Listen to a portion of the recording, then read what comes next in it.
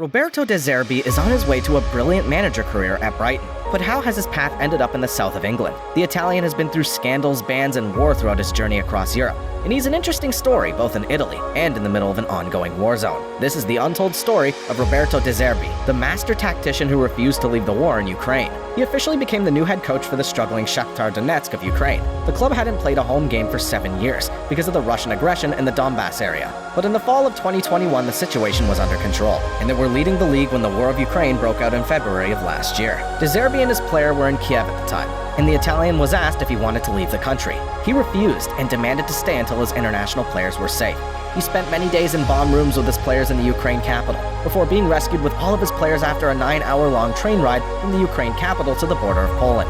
I slept in the room to understand what was happening outside of the hotel. When I heard a roar, I would go into the bunker. Then I would go back to my room after a few hours.